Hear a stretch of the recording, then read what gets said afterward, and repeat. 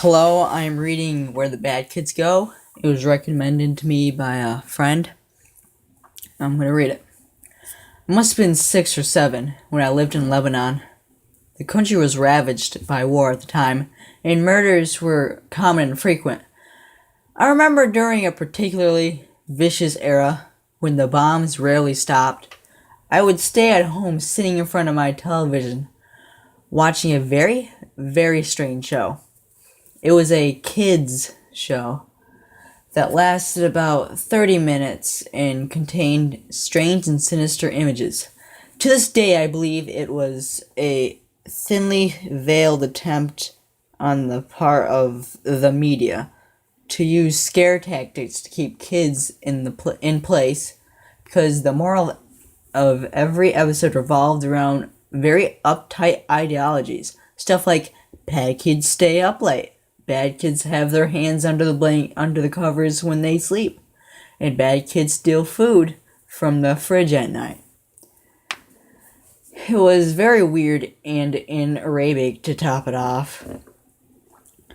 I didn't understand much of it, but the most part of the images were very graphic and comprehensive.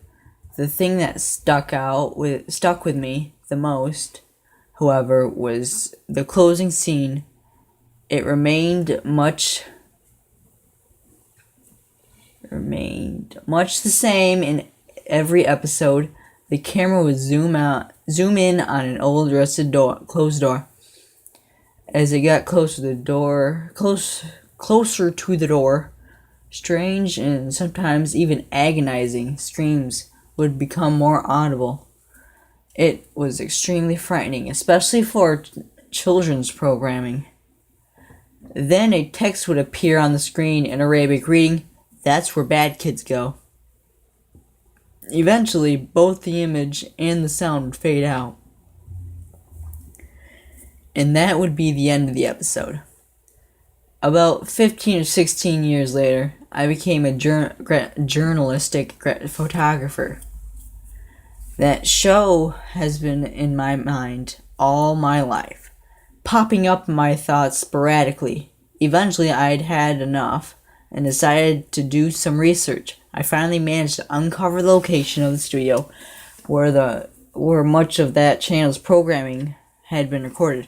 Upon further research, and eventually traveling on site, I found it was now desolate and had been abandoned after the big war ended.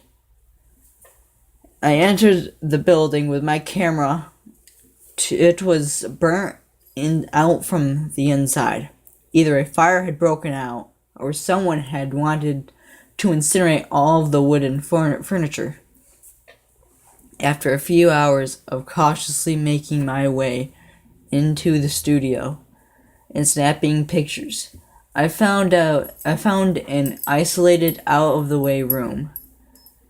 After having to break through a few wooden old locks, in managing to break the heavy door open, I remained frozen in the doorway for several long minutes. Traces of blood, feces, and tiny bone fragments lay scattered across the floor.